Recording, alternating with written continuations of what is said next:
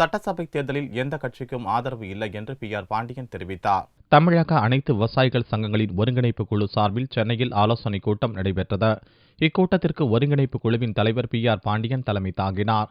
பின்னர் செய்தியாளர்களிடம் பேசிய அவர், சட்டசபை தேர்தலுக்கான திமுகவின் தேர்தல் அறிக்கை முதன்மை பெற்றுள்ளது என்றும், இலவசங்களுக்கு முற்றுப்புள்ளி வைத்ததோடு மக்களுக்கான வளர்ச்சி திட்டங்களை அறிவித்திருப்பதை பாராட்டுவதாகவும் தெரிவித்தார். மேலும் பாட்டாளி மக்கள் கட்சி மற்றும் பாரதிய ஜனதா கட்சியின் தேர்தல் அறிக்கையும் விவசாயிகளுக்கு ஆதரவாக இருக்கிறது என்றார். அதிமுகவின் தேர்தல் அறிக்கையை ஆவலுடன் எதிர்பார்ப்பதாகவும், இதில் இலவசங்கள் இடம்பெற்றால் மக்களை ஏமாற்றும் செயலாக இருக்கும் என்றும் தெரிவித்தார். ஒருங்கிணைப்பு குழுவில் உள்ள ஒவ்வொரு சங்கங்களும் ஒவ்வொரு கட்சியை விரும்புவதாகவும், பெரும்பாலான சங்கங்கள் அரசியல் சார்பற்று இருப்பதாலும் சட்டசபை தேர்தலில் எந்த கட்சிக்கும் ஆதரவளிக்காமல் அவரவர் விருப்பமான கட்சிக்கு ஓட்டளிக்கலாம் என்றும் PR பாண்டியன் கூறினார்.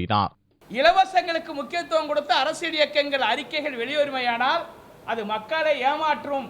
இது எந்த விதத்திலும் தமிழக மக்களை பாதுகாக்காது, அவருடைய வளர்ச்சியை மேம்பாட்டிற்கு உதவாது என்கிற அடிப்படையில் தான் நாங்கள் இந்த அறிக்கைகளை பார்க்கிறோம். தன்னுடைய மாநில வளர்ச்சி, தன் பகுதி வளர்ச்சி, விவசாய வளர்ச்சி என்கிற அடிப்படையில் அவர்கள் கவனம் செலுத்தி வாக்களிக்க வேண்டும் என்று நாங்கள் அறைகூல் விடுகிறோம்.